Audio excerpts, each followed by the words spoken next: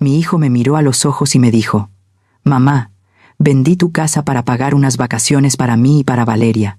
Tienes un día para empacar tus cosas». Yo no grité, no lloré, solo sonreí. Él no sabía que esta casa, mi refugio de toda la vida, guardaba un secreto que sus papeles firmados no podían tocar. «Por favor, quédate conmigo hasta el final de mi historia. Necesito que sepas cómo una madre, cansada y con las manos temblorosas, aprendió que la dignidad no tiene precio, pero la traición sí tiene consecuencias». Mis rodillas crujen. Es un sonido seco, como una rama vieja que se rompe en el monte.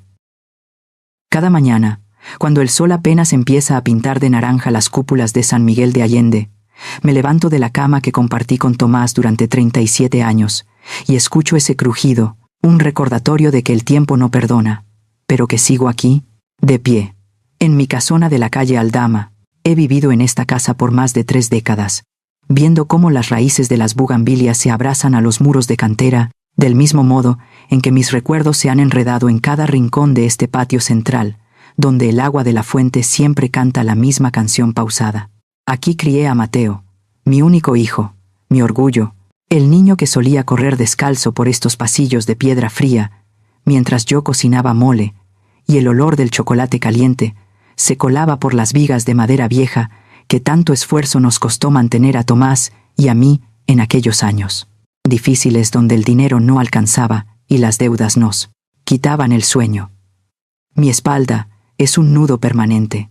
A veces me siento en el sillón de cuero gastado de Tomás, ese que todavía huele un poco a su tabaco y a la colonia de sándalo que usaba los domingos, y cierro los ojos para sentir cómo la casa respira conmigo, reconociendo cada tabla del suelo que rechina bajo mis pies, como si me diera los buenos días, en un lenguaje que solo nosotras dos entendemos. Entonces, el silencio se rompe. El motor de un sedán plateado, moderno y ruidoso, resuena contra las paredes estrechas de la calle empedrada. Es Mateo. Viene con Valeria. Ella baja del coche con sus tacones altos, que golpean el suelo con una prisa que no encaja en este barrio, con su cabello perfectamente teñido, y esa sonrisa que parece una máscara de cera, una que nunca llega a iluminar sus ojos fríos de agente de bienes raíces. Entran en mi casa como si fueran conquistadores, sin pedir permiso, sin besar mi mejilla con verdad, dejando una estela de perfume caro que asfixia el aroma natural de mis macetas con ruda y jazmín.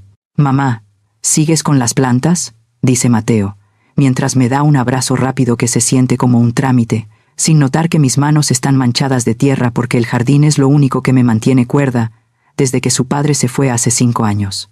Me mira las manos, arruga la nariz.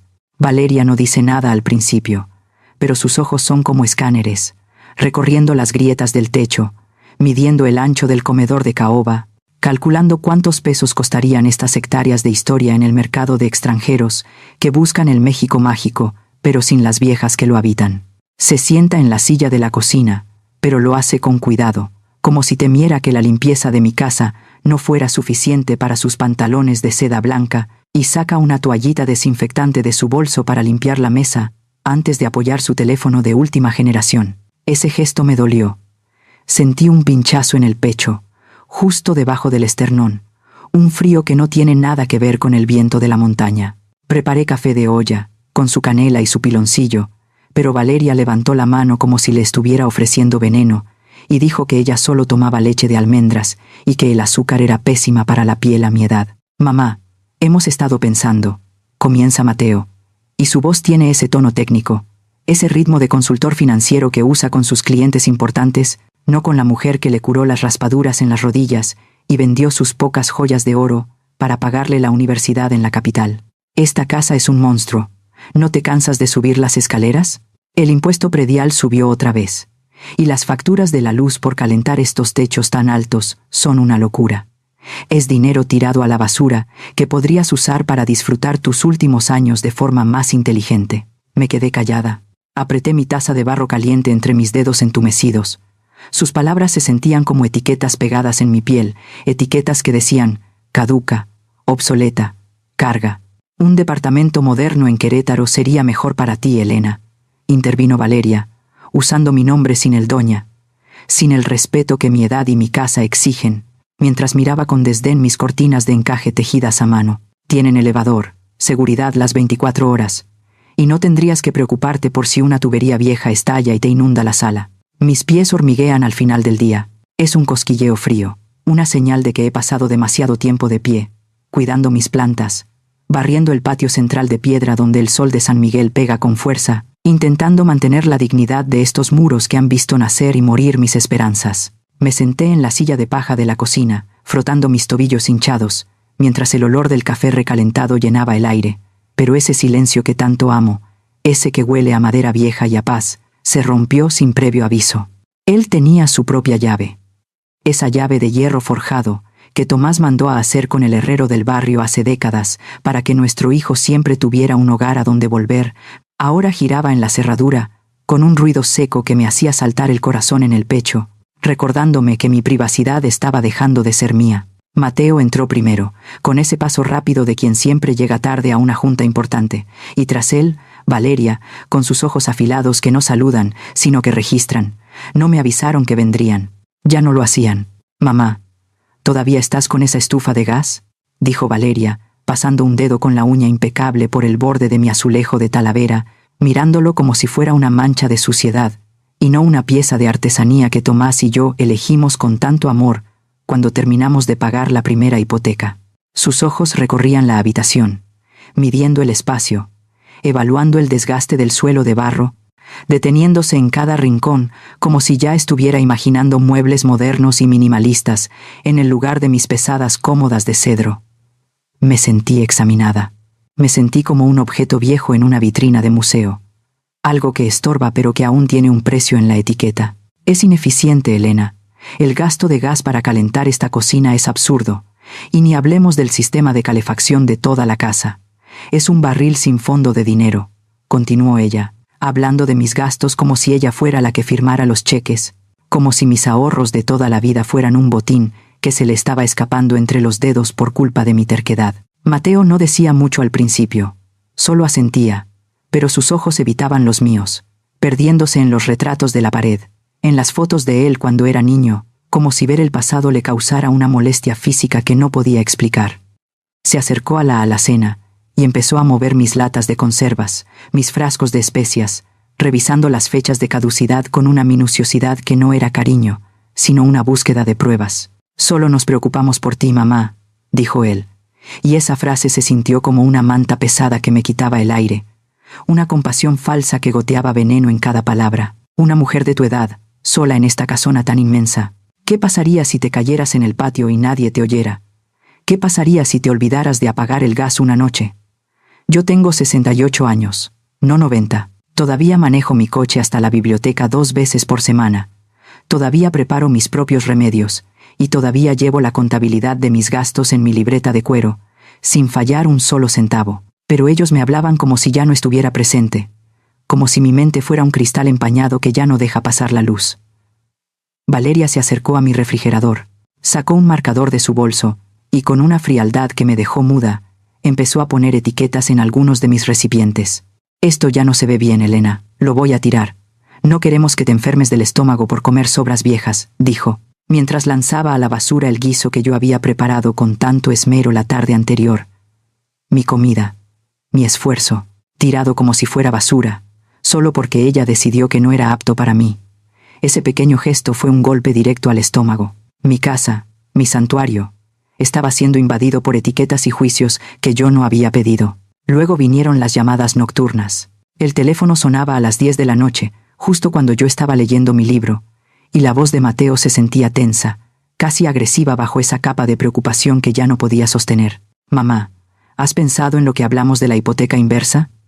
Sería una forma de que tuvieras liquidez», decía, y sus preguntas empezaron a volverse un inventario de mis posesiones más íntimas.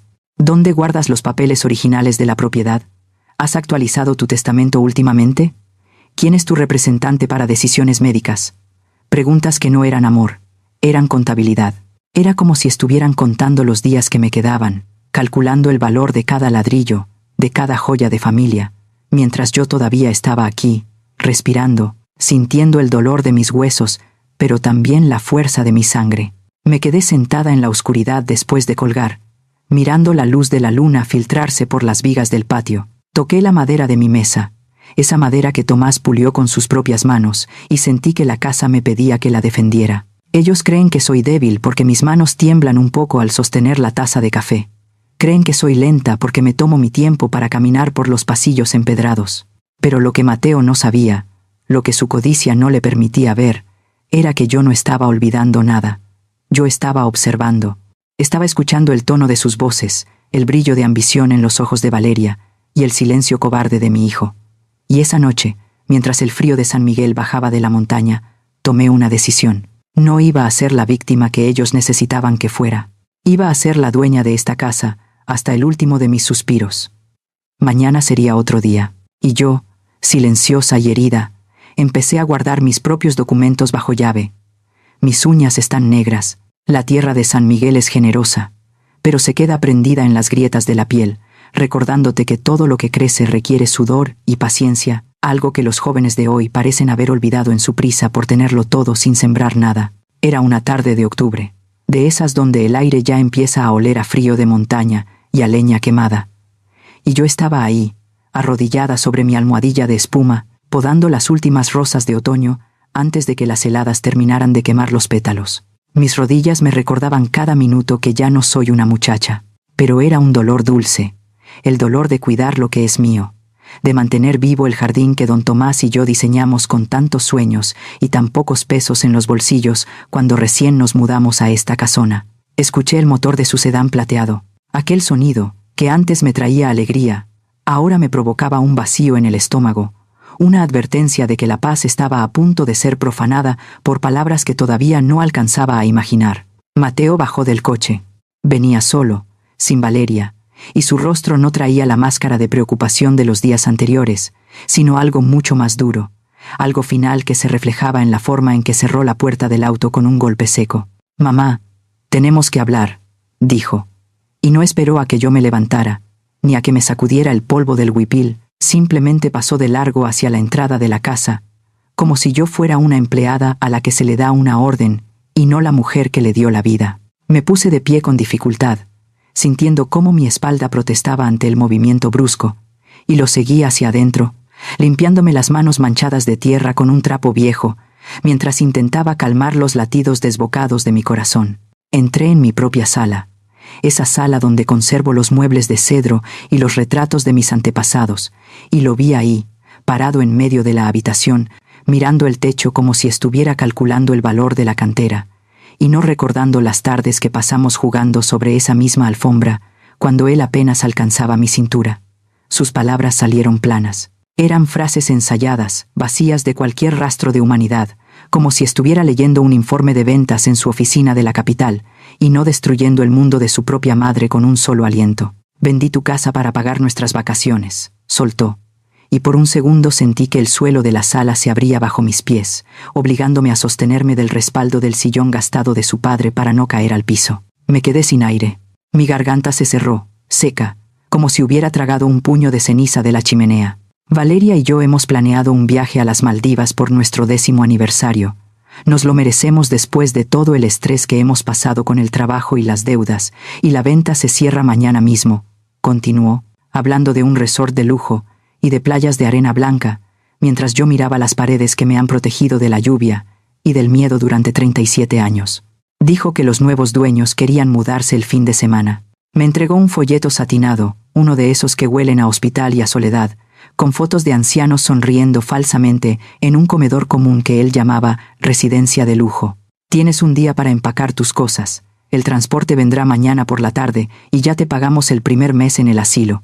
Estarás más segura allá, Elena, sin tener que preocuparte por nada», añadió, usando de nuevo ese tono condescendiente que se le da a alguien que ya no tiene voz ni voto en su propia existencia.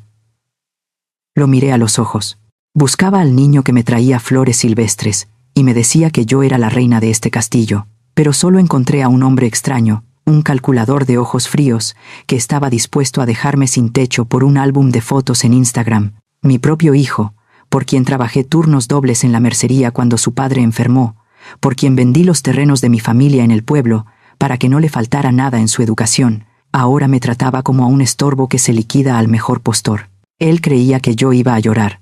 Cree que mi silencio es sumisión, que mi vejez es sinónimo de derrota, y que su título de financiero lo hace más inteligente que la mujer que le enseñó a leer y a sumar. Pero Mateo cometió un error. En su arrogancia de hombre moderno, en su desprecio por las cosas viejas, olvidó revisar el fondo de la caja de seguridad que compartía con don Tomás, donde reposan los documentos que él nunca se molestó en leer. Sentí una fuerza nueva recorriendo mis dedos entumecidos. No era odio, era la frialdad de quien sabe que la justicia tiene su propio ritmo y que yo no iba a ser la pieza que él moviera en su tablero de deudas y mentiras. ¿Ah, sí?, dije con una voz tan suave que él tuvo que inclinarse para escucharme, y por un instante vi una duda cruzar su rostro, una sombra de incertidumbre que me dio la confirmación que necesitaba.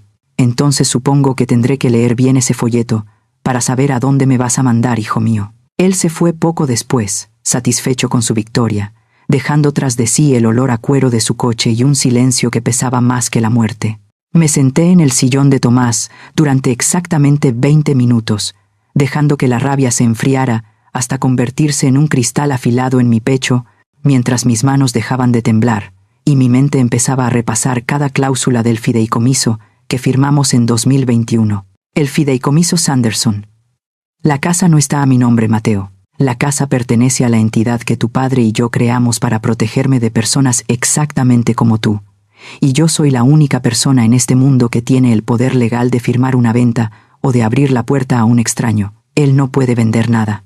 Él ha mentido, o ha falsificado mi firma, o simplemente ha intentado asustarme para que yo firme su perdición sin darme cuenta. Fui hacia mi computadora, esa que él cree que solo uso para ver recetas de cocina, y con los dedos firmes, empecé a buscar los registros de la propiedad y a marcar el número de la licenciada Beatriz, la mujer más dura que conozco, y que no le tiene miedo a los hombres que visten trajes caros y corazones vacíos. Él cree que mañana vendrán los cargadores. Él cree que mañana me sacará de mi casona. Y esa noche, mientras el viento golpeaba las ventanas y yo revisaba las copias de mis escrituras bajo la luz de la lámpara de escritorio, sentí una paz que no conocía. Él ha declarado la guerra a la persona que más lo amó. Y ahora, en el silencio de mi hogar, yo estaba lista para defenderlo. Mañana entenderá que el respeto no se negocia, y que esta vieja terca aún tiene garras bajo el huipil. Mis manos no dejaban de temblar. Me senté en el sillón de cuero de Tomás durante exactamente 20 minutos, dejando que el shock pasara sobre mí como si fuera agua helada, mientras el silencio de la casona se sentía más pesado que nunca, como si las paredes mismas estuvieran conteniendo el aliento después de escuchar la sentencia de desalojo que mi propio hijo acababa de pronunciar en esta sala. Me dolía el pecho. Sentía una presión sorda, un nudo de hierro justo debajo de las costillas, que me recordaba que mi corazón, aunque viejo, todavía tenía la capacidad de romperse ante la crueldad de la sangre de mi sangre. ¿De verdad mi hijo había intentado vender mi hogar sin mi permiso? ¿De verdad se había parado aquí, en el lugar donde lo vi dar sus primeros pasos, para decirme que empacara mis pertenencias como si yo fuera una inquilina morosa a la que se expulsa sin mirar atrás? La audacia de Mateo era casi impresionante, una soberbia tejida con años de creerse superior a la mujer que le enseñó a caminar, y que ahora, según él, no era más que un estorbo en su camino hacia el éxito y la apariencia. Me obligué a respirar, lento, profundo. El pánico no me iba a servir de nada ahora.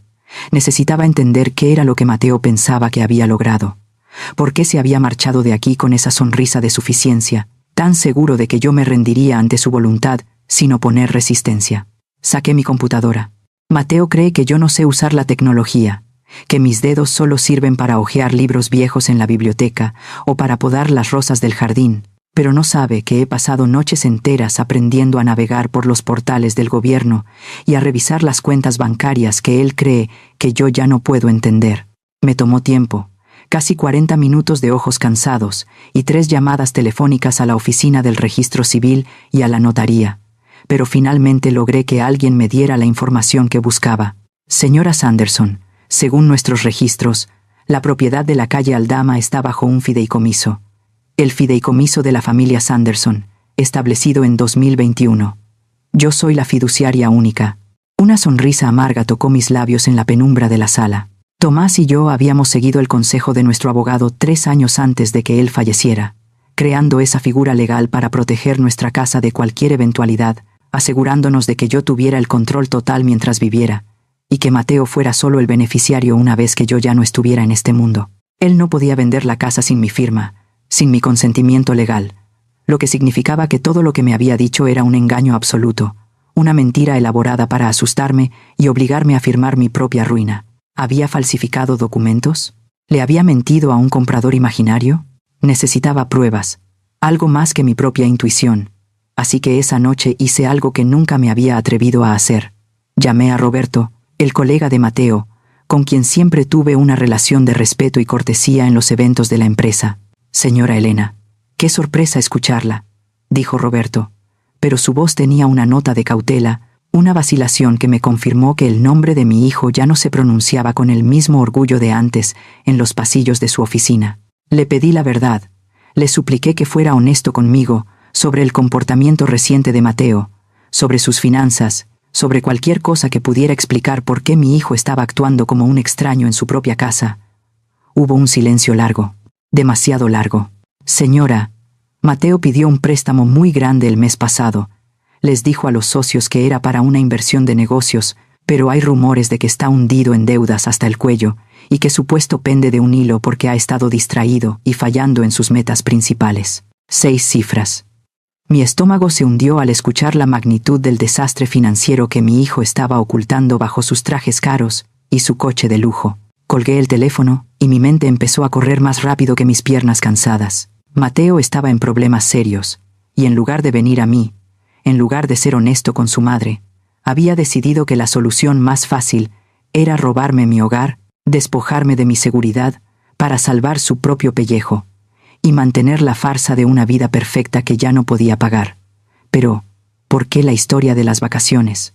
¿Por qué las Maldivas? Abrí de nuevo la computadora y busqué el perfil de Valeria en Facebook, ese mundo de espejos donde ella publica cada detalle de su vida ideal. Su página era pública, llena de fotos de marcas de lujo, de bolsos que cuestan más que mi pensión de un año, y de frases motivacionales sobre manifestar la abundancia mientras el suelo se desmoronaba bajo sus pies.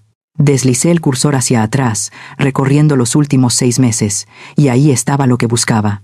Docenas de publicaciones sobre su viaje soñado, fotos de folletos de resorts de lujo, cuentas regresivas para su 10º aniversario, alimentando la envidia de sus seguidores con un dinero que no tenían y que esperaban sacar de la venta de mis recuerdos. Necesitaban el dinero de mi casa para que Valeria no tuviera que admitir que su vida era una mentira frente a sus conocidos de Internet. Sentí algo frío y duro cristalizarse en mi pecho. Esto no era solo desesperación financiera. Esto era vanidad pura, un desprecio absoluto por mi bienestar a cambio de un par de fotos en una playa lejana. Habían decidido que mi casa, mi seguridad y mis memorias valían menos que su necesidad de aparentar una riqueza que ya no existía. Ahí fue cuando el plan empezó a formarse en mi cabeza. No iba a huir. No iba a esconderme en ningún asilo mientras ellos brindaban con cócteles pagados con el sudor de mi frente y la herencia de Tomás. Les dejaría creer que habían ganado. Jugaría el papel de la anciana confundida y desprotegida que ellos pensaban que yo era, mientras recolectaba cada pieza de evidencia necesaria para demostrar su fraude. Iba a asegurarme de que enfrentaran las consecuencias. Tomé el teléfono y marqué un número que esperaba no tener que usar nunca, el número de la licenciada Beatriz, la abogada más temida del Estado y la antigua compañera de leyes de mi esposo. Beatriz, dije cuando contestó, y mi voz ya no temblaba. Necesito tu ayuda. Mi hijo acaba de intentar robarme mi casa. Esa noche no dormí. Me quedé sentada en la cocina, con una carpeta llena de estados de cuenta y capturas de pantalla, mirando cómo la luz de la luna bañaba las flores del patio. Ellos piensan que estoy vieja y que ya no tengo fuerzas para pelear, pero no saben que una madre que ha sido traicionada es la fuerza más peligrosa de la naturaleza. La verdad estaba escrita en esos números, y los números no mienten. Mis ojos ardían. Era un ardor seco, como si el polvo de los caminos de San Miguel se me hubiera metido bajo los párpados. Pero el dolor venía de la luz azul de mi computadora, esa que Mateo cree que solo sirve de adorno en mi escritorio de madera. La noche estaba en silencio, rota solo por el crujido de las vigas del techo y el sonido rítmico de mis dedos golpeando las teclas, buscando en ese mundo de espejos que Valeria llama redes sociales. Me dolía la espalda. Era un peso sordo en las vértebras, el recordatorio de una vida entera cargando con las esperanzas de un hijo, que ahora me veía como una cuenta bancaria a punto de caducar. Navegué por la página de Facebook de Valeria, un lugar lleno de fotos con filtros que hacían que su piel pareciera de porcelana, y su vida una fiesta eterna de marcas de lujo, bolsos de diseñador y sonrisas que nunca llegaban a sus ojos. Vi las publicaciones de los últimos meses, una crónica de la soberbia, llena de frases sobre manifestar la abundancia, mientras el suelo se abría bajo sus pies, fotos de folletos de resorts exóticos, cuentas regresivas para su 10º aniversario en las Maldivas, y videos de ella presumiendo una vida que, ahora lo sabía, estaba construida sobre un pantano de deudas. Eran mentiras, puras mentiras. Sentí un frío repentino en las manos. Recordé algo, un pequeño detalle olvidado en un rincón de mi memoria de madre. La primera tarjeta de crédito de Mateo, esa que le ayudé a tramitar cuando entró a la universidad en la capital y en la que yo quedé como cofirmante. Él nunca cerró esa cuenta. Probablemente la olvidó entre sus múltiples deudas. Pero como mi nombre seguía ahí, legalmente todavía tenía acceso a los estados de cuenta por internet. Mis dedos temblaban al ingresar la contraseña.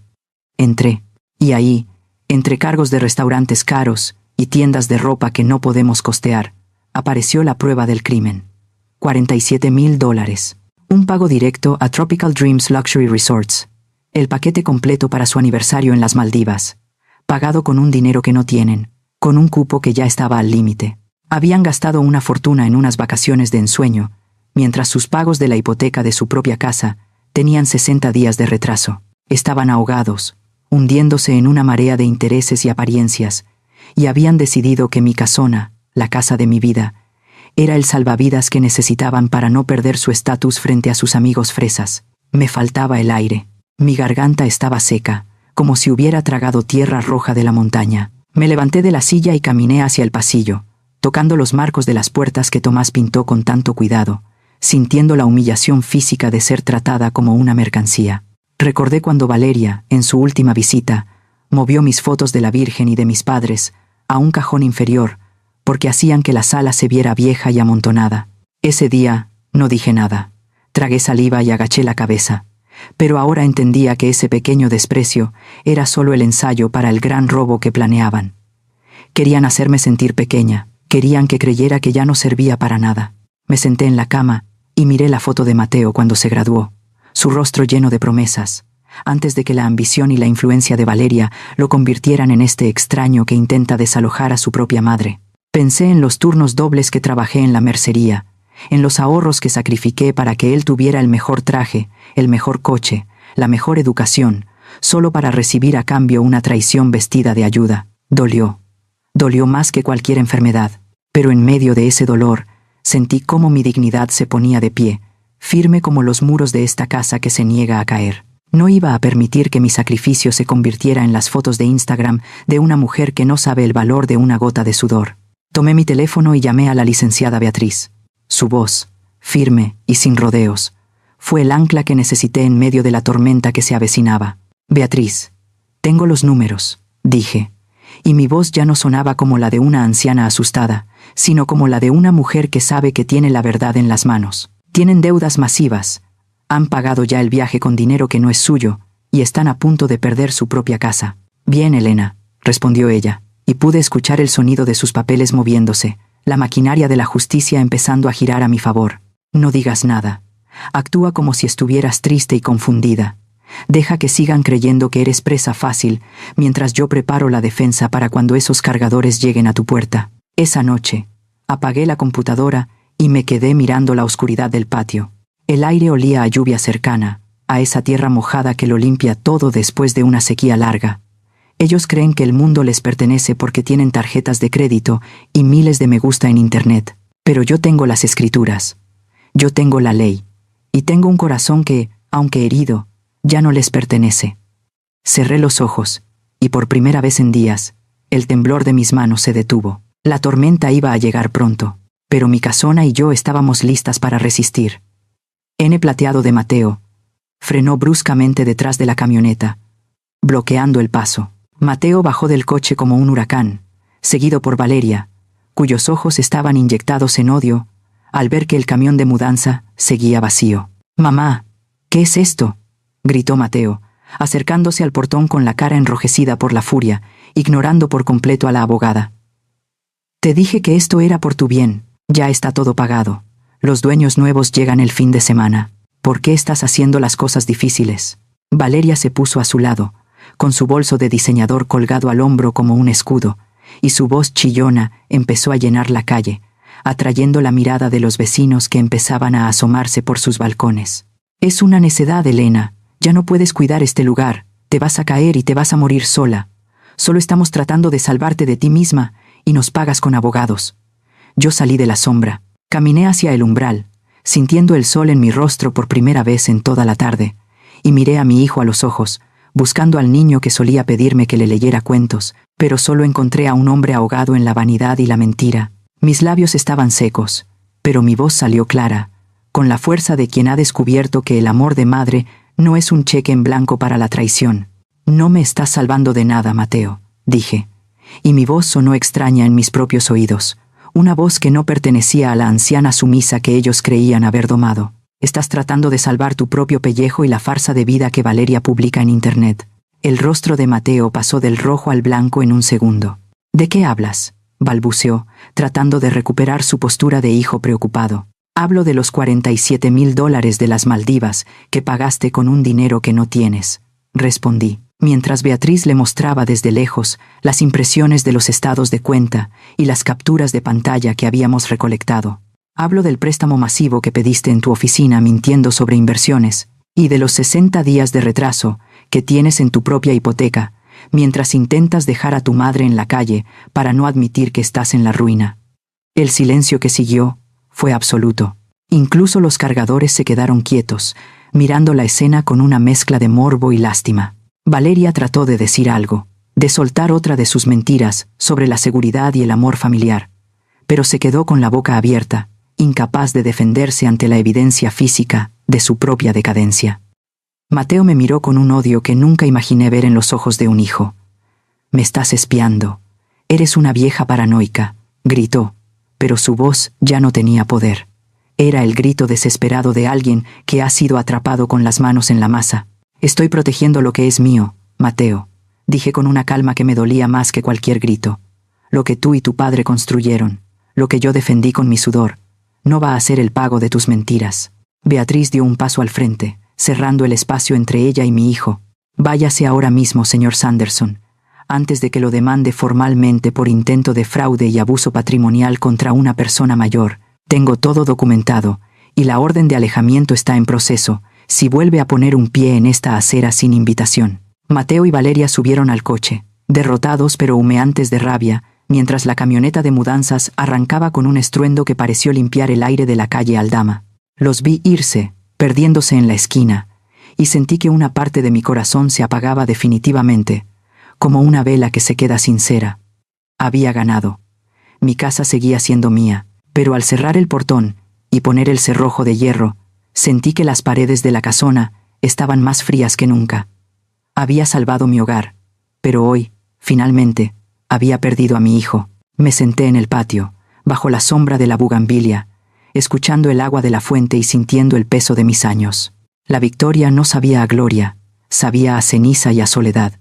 Pero mientras tocaba la piedra de mi muro, entendí que prefería estar sola en mi verdad que acompañada en su mentira. La batalla legal apenas comenzaba, pero el primer golpe lo había dado yo, y no pensaba dar un paso atrás. Si descubrieras que el sacrificio de toda tu vida está siendo utilizado para financiar la vanidad y las mentiras de la persona que más amas, ¿tendrías la fuerza para cerrar el portón y elegir tu propia dignidad, incluso si eso significa quedarte solo? Mis manos ya no tiemblan tanto. Es un avance, supongo. Una pequeña victoria de mis nervios sobre la traición, pero el vacío que siento en el estómago después de haber echado a mi propio hijo de mi casa es un agujero negro que ninguna taza de té de azahar puede llenar.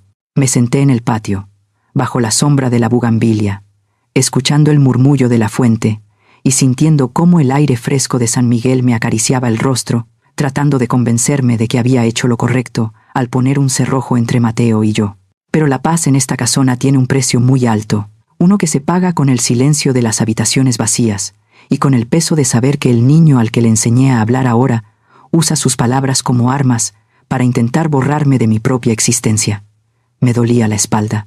Era un dolor sordo, punzante, que subía desde la base de la columna hasta la nuca, recordándome que los años no solo me han dado sabiduría, sino también una fragilidad que mis enemigos, porque en eso se han convertido. Mateo y Valeria están decididos a explotar con una crueldad que me quita el aliento. Llegaron a las 9 de la mañana.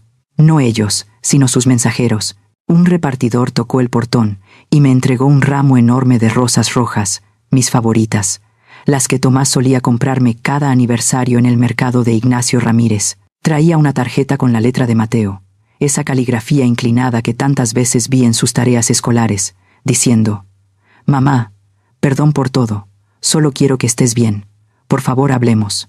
Puse las flores en agua, eran hermosas, pero su aroma me mareaba, me recordaba a los funerales y a las promesas rotas, y sentí que cada pétalo era una de esas bien que o bok deong, dulces caramelos rellenos de veneno que intentaban ablandar mi voluntad antes del siguiente golpe.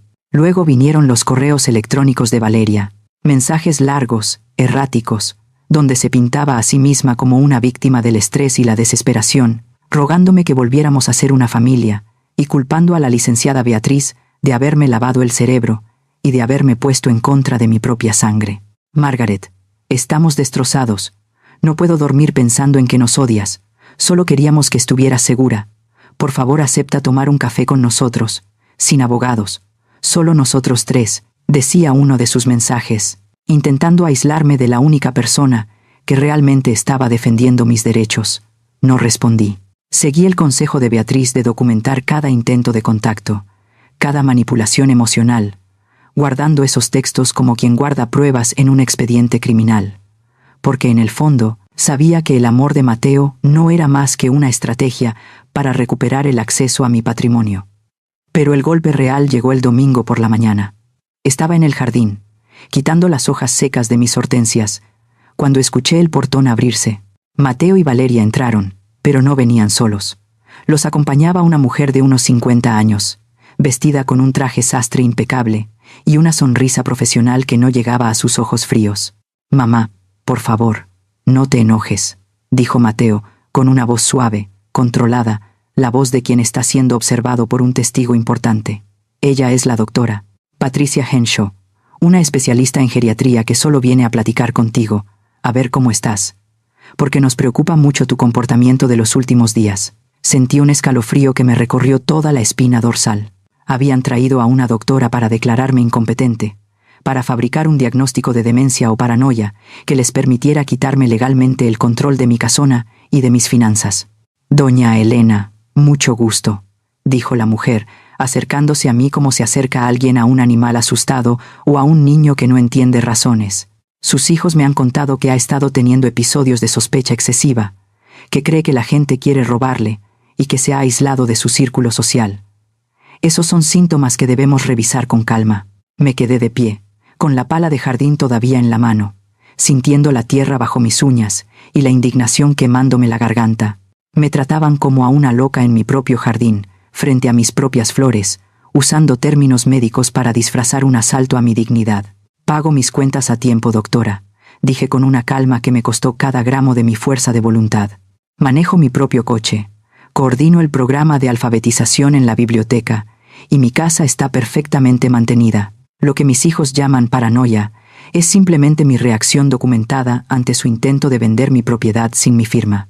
Vi cómo la sonrisa de la doctora flaqueaba por un segundo. Mateo intervino rápidamente, con el rostro enrojecido, tratando de recuperar el control de la narrativa.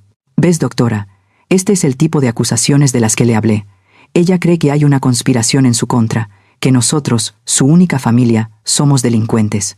Valeria empezó a llorar, unas lágrimas perfectamente ensayadas que caían sobre su bolso de marca. «Es el abogado. Ella la ha vuelto loca. Nosotros solo queremos que esté a salvo en un lugar con asistencia, y ella nos trata como si quisiéramos matarla», gritó, buscando la simpatía de la especialista. Saqué mi teléfono del bolsillo del huipil. Mis dedos estaban firmes mientras buscaba el archivo de audio que Beatriz me había enseñado a grabar y las fotos de los estados de cuenta que demostraban la deuda de Mateo y el pago de las Maldivas. «Doctora Henshaw, antes de que emita un juicio sobre mi salud mental, me gustaría que escuchara esto», dije, mientras reproducía la grabación de la tarde en que Mateo me gritó que la casa sería suya de todos modos y que yo era una vieja egoísta por no ayudarlo con sus deudas. Y también me gustaría que viera por qué necesitan con tanta urgencia que yo sea declarada incapaz, para cubrir un desfalco de 6 cifras y unas vacaciones que ya pagaron con un dinero que no tienen. El silencio que siguió fue sepulcral. La doctora miró a Mateo y a Valeria, y luego miró los documentos en la pantalla de mi teléfono. Su expresión profesional cambió de la condescendencia a la incomodidad más absoluta. «Creo que he visto suficiente por hoy», dijo la doctora Henshaw, recogiendo su maletín con una prisa evidente. «Señor Sanderson, este no parece ser un caso de deterioro cognitivo, sino una disputa patrimonial muy seria. No cuenten con mi testimonio para ninguna petición de tutela». Mateo explotó. «Vieja terca, te vas a arrepentir de esto.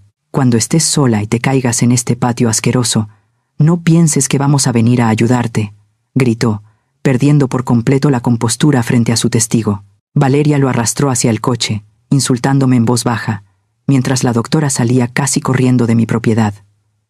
Los vi irse, y sentí que mis piernas finalmente cedían. Me senté en el suelo, sobre la tierra fresca, y lloré. No lloré por miedo, ni por la amenaza de la tutela, sino por el dolor de confirmar que mi hijo estaba dispuesto a encerrarme en un manicomio con tal de no perder sus privilegios. Era una trampa de azúcar, flores por la mañana, y una sentencia de muerte civil por la tarde. Entré en la casa y llamé a Beatriz. «Lo intentaron, Beatriz. Trajeron a una doctora», dije, y mi voz era como el acero templado en el fuego. «Pero no pudieron. Mañana quiero que iniciemos la demanda formal por explotación financiera y que pidamos la orden de restricción definitiva». Colgué el teléfono y miré el ramo de rosas en la mesa. Las tomé y las tiré a la basura, una por una, viendo cómo sus pétalos rojos se mezclaban con los restos de comida y el polvo del suelo.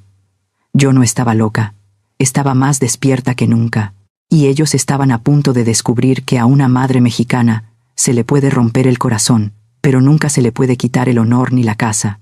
La guerra ya no era solo por los muros de la casona, era por mi propia libertad. Y no pensaba perder. Mis huesos duelen hoy más que ayer. Es un dolor que se siente profundo, justo en la médula, como si el frío de la traición se hubiera quedado a vivir en mis articulaciones después de aquella tarde en que Mateo trajo a esa doctora a mi propio jardín.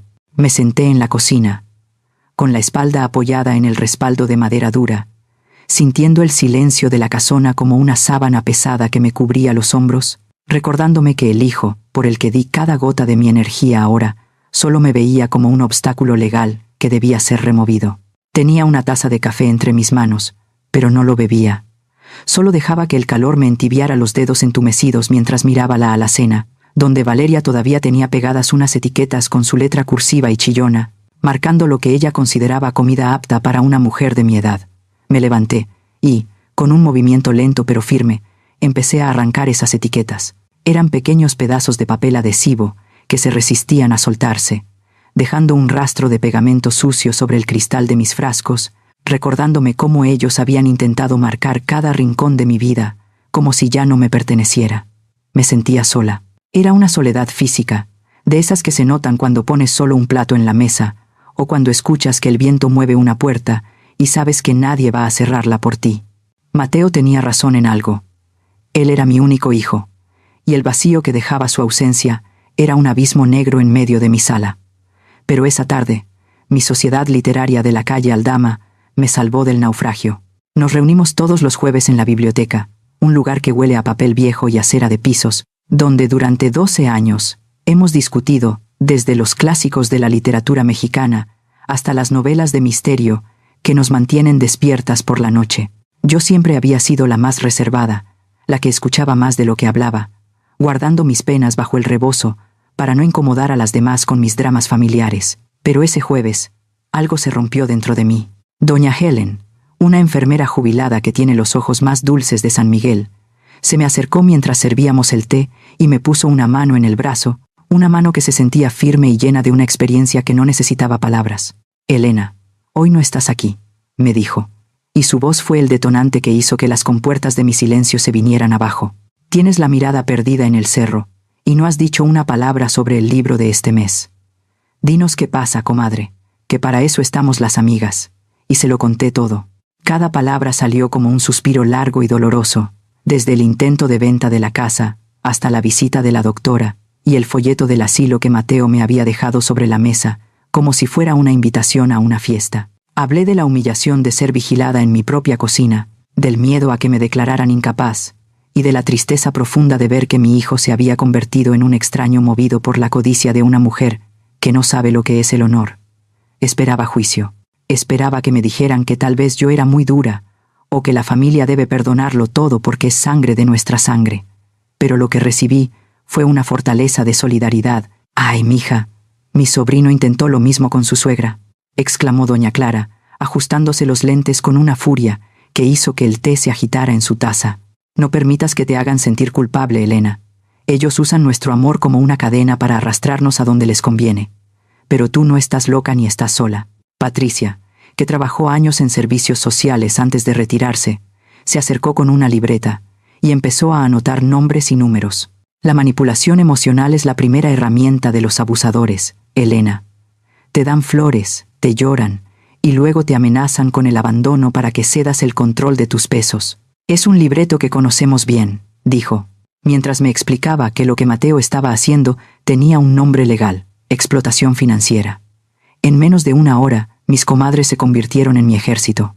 Helen llamó a su yerno, que es técnico en seguridad, y esa misma tarde fue a mi casa a instalar cámaras que graban cada rincón del portón y del patio para que nunca más Mateo pueda entrar sin que quede constancia de su agresión. Clara me dio consejos prácticos sobre cómo cambiar las chapas y cómo documentar cada visita inesperada, recordándome que en la ley, lo que no está escrito o grabado, no existe.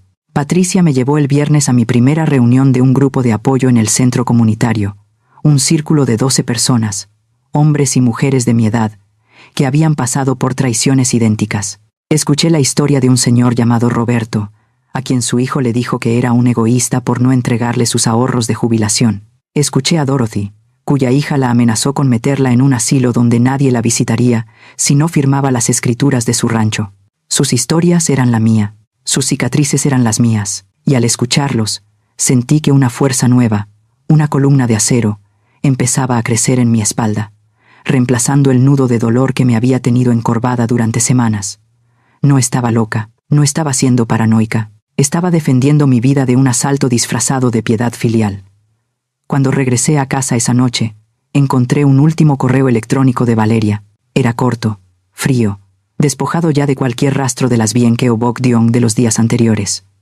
«Tu silencio habla por sí solo, Margaret», decía el mensaje. «Hemos intentado ayudarte, pero has preferido a esa abogada antes que a tu propia familia. No vengas llorando cuando te quedes sola y no tengas a nadie que te pase un vaso de agua». Leí el mensaje sin que me temblaran las manos. Lo reenvié a la licenciada Beatriz para su archivo, y luego, con una satisfacción tranquila, apreté el botón de borrar. No estaba sola. Tenía a mis comadres, tenía a mi grupo de apoyo, tenía a mi abogada y me tenía a mí misma. Mateo y Valeria habían intentado convencerme de que ellos eran todo lo que yo tenía en este mundo, pero se habían equivocado. Cerré el portón y puse el nuevo cerrojo. Caminé por mi patio, viendo las luces de las cámaras que ahora velaban por mi seguridad, y sentí que la casona respiraba conmigo, más protegida que nunca. Ellos creen que el aislamiento me va a quebrar, pero no saben que he construido una fortaleza con las piedras que me arrojaron. Y ahora, finalmente, estoy lista para verlos en la corte. Mis manos están quietas, Jahon tiemblan.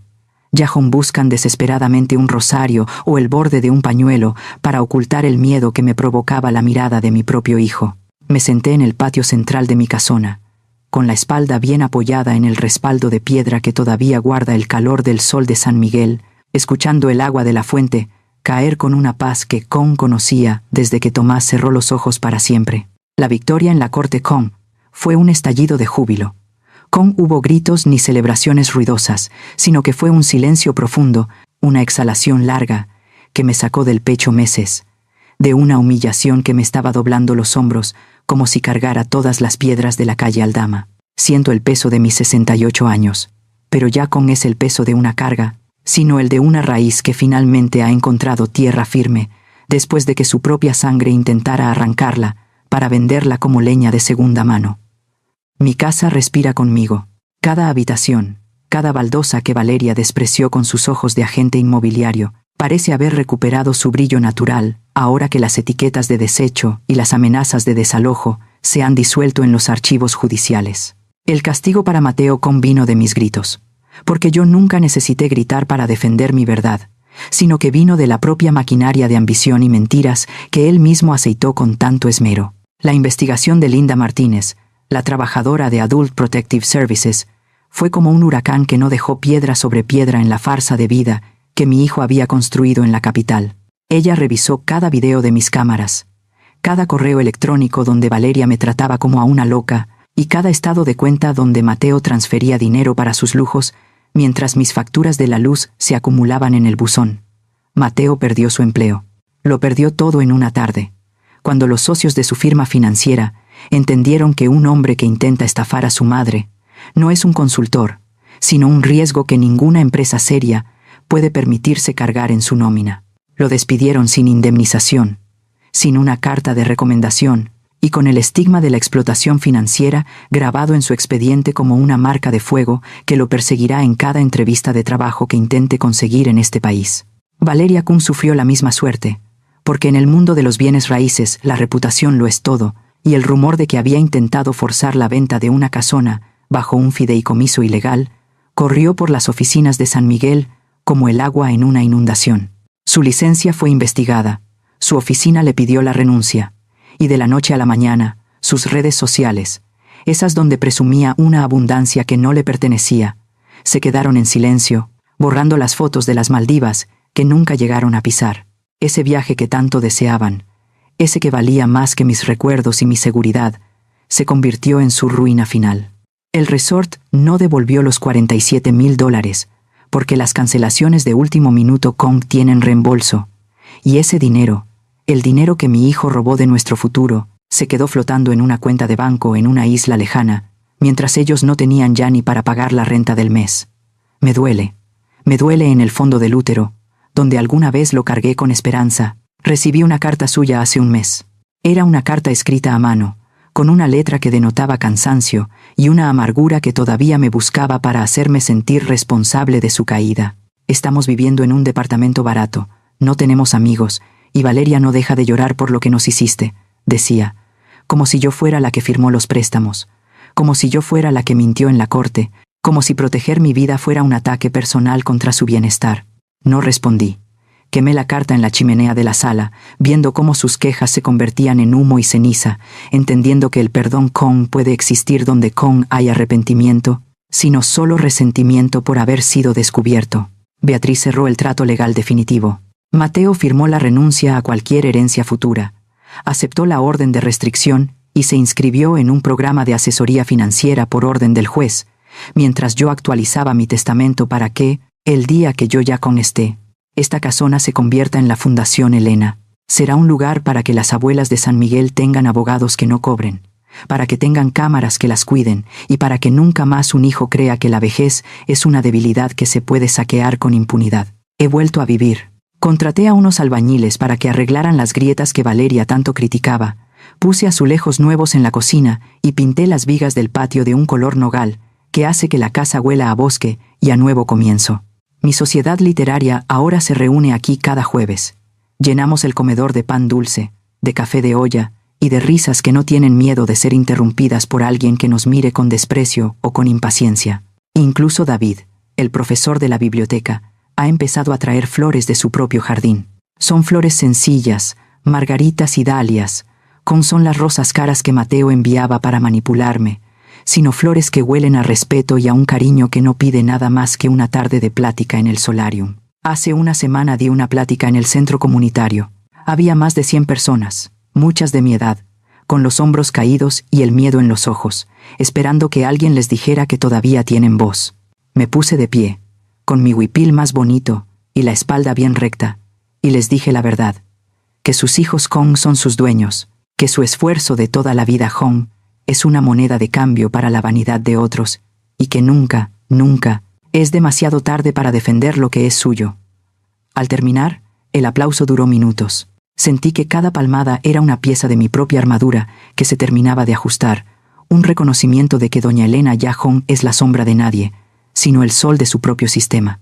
A veces, cuando la noche cae, y el frío de la montaña baja por la chimenea, miro la foto de Tomás y le doy las gracias por haberme dejado este fuerte de piedra. Sé que Mateo y Valeria están bankrupt. Sé que están sufriendo las consecuencias de vivir por encima de sus medios. Pero ya Kong es mi batalla. Yo ya cumplí con criar a un niño. Kong es mi deber rescatar a un hombre que decidió morder la mano que lo alimentó. Mi casona está iluminada. El agua de la fuente canta. Y yo, por primera vez en 37 años, duermo con la puerta de mi habitación abierta, sabiendo que el único dueño de mis sueños y de mis llaves soy yo misma. He ganado la paz. Y la paz, Mateo, Hong tiene precio en ninguna tarjeta de crédito. Mis manos están quietas.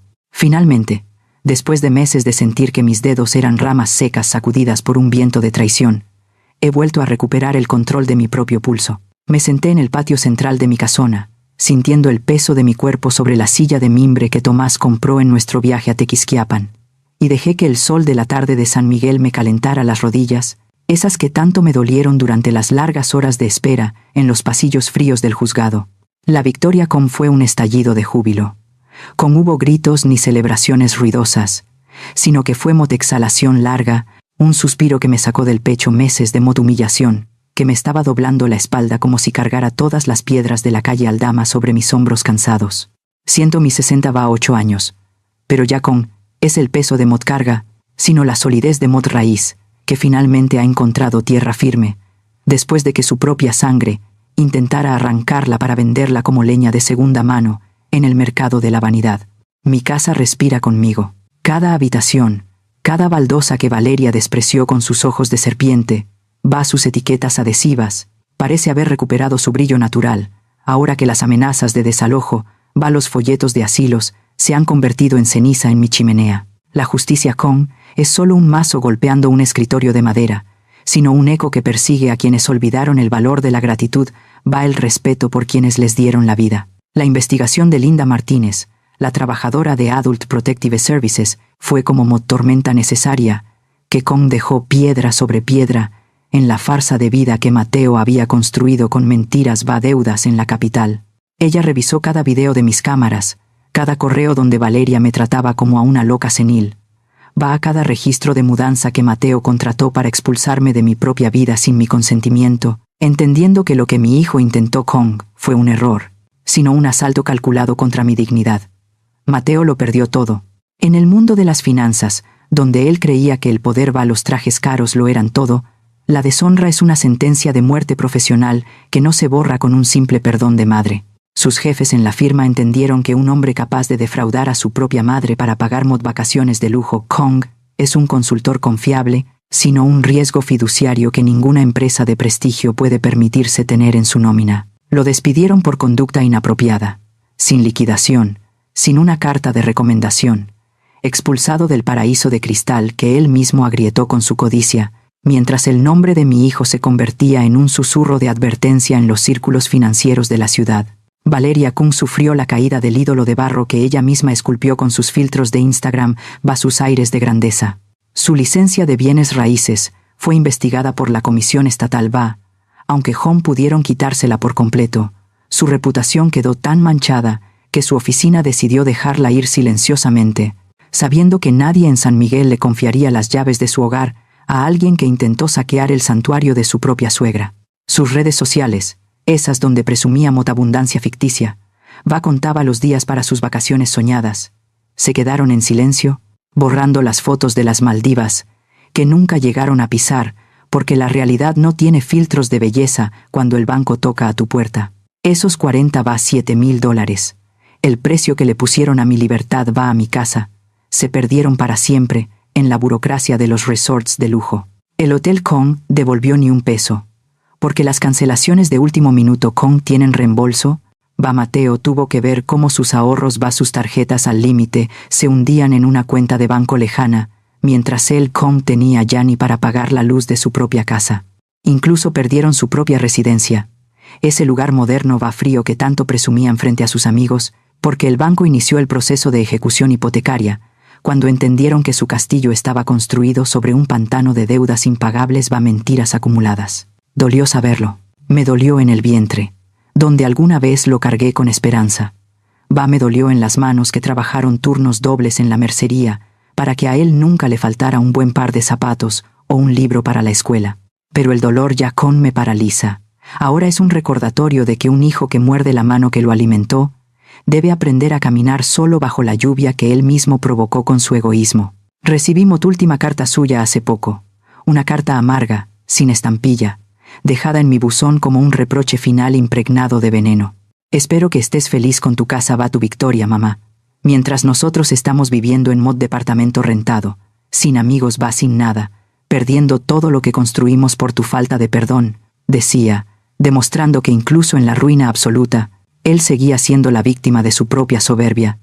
Bacon entendía que él mismo fue quien encendió el fuego. No respondí. Doblé el papel, lo guardé en el archivo de la licenciada Beatriz, entendiendo que el perdón puede florecer donde hay un gramo de arrepentimiento real, sino solo resentimiento por haber sido descubierto en su propia trampa. La licenciada Beatriz cerró el trato legal definitivo. Mateo firmó la renuncia a cualquier herencia futura. Aceptó orden de restricción, que solo permite contacto bajo supervisión, condición que yo tengo ninguna intención de romper por ahora. Actualicé mi testamento, voy pulso firme. Mi casona será para él, sino que al morir yo, será vendida, los fondos darán vida a la Fundación Elena para la protección del adulto mayor. Será un lugar donde otras abuelas de San Miguel tengan abogados que las defiendan de la codicia de sus parientes, cámaras que las cuiden, comunidad que les recuerde que su voz todavía tiene peso en este mundo, que a veces parece querer volvernos invisibles. He vuelto a vivir, no como la sombra de mi hijo, sino como la dueña de mi propio tiempo. Usé mis propios ahorros, los que Mateo quería robarme para sus fotos de playa, para cambiar los gabinetes de la cocina, a poner azulejos de Talavera, que brillan con la luz del atardecer, como si fueran joyas de barro cocido al sol. Mi sociedad literaria ahora se reúne aquí cada jueves. Llenamos el comedor de pan dulce, de café de olla con canela, de risas, que tienen miedo de ser interrumpidas por mirada de desprecio, o un comentario hiriente sobre el gasto de luz. Helen, Clara, Patricia, ya son solo mis compañeras de lectura, son mis comadres, mi nueva familia, la que se elige con la verdad, por la fría obligación de un apellido que Mateo deshonró. Incluso David, el profesor jubilado de la biblioteca, ha empezado a visitarme con dalias de su jardín, libros de historia antigua. Me habla de la música de los años 50, de los viajes que todavía podemos hacer. Por primera vez en 7 años, me siento vista por quien soy, por la utilidad que puedo tener para los planes de otros. Hace una semana dimos plática en el centro comunitario, ante 100 personas que me escuchaban, en un silencio respetuoso, casi sagrado. Me puse de pie, con mi mejor huipil bordado con flores de colores, a la espalda bien recta. Les dije la verdad, que sus hijos son sus dueños, que su esfuerzo de toda la vida es moneda de cambio para la vanidad de otros, que nunca es demasiado tarde para cerrar el portón, defender el techo que construyeron con sus propios sueños. Al terminar, el aplauso fue un trueno que me llenó el alma, me recordó que la dignidad, fuego que no se apaga con la vejez, sino que se aviva con la justicia. A veces, cuando la noche cae, el frío de la montaña baja por la chimenea, miro la foto de Tomás, le doy las gracias por haberme dejado este fuerte de piedra, el valor para protegerlo. Sé que Mateo, Valeria están en la quiebra, que están viviendo en la estrechez de su propia ambición, pero ya es mi batalla ni mi carga. Yo ya cumplí con criar a un niño con todo mi amor. Es mi deber rescatar a un hombre que decidió venderme por un puñado de arena en una isla lejana. Mi casona está iluminada, el agua de la fuente canta su canción eterna de paciencia, y yo, doña Elena, duermo con la puerta de mi habitación abierta, sabiendo que la única dueña de mis llaves, de mis ahorros, de mi destino, soy yo misma. He ganado la paz. Y la paz, Mateo, tiene precio en ninguna tarjeta de crédito del mundo.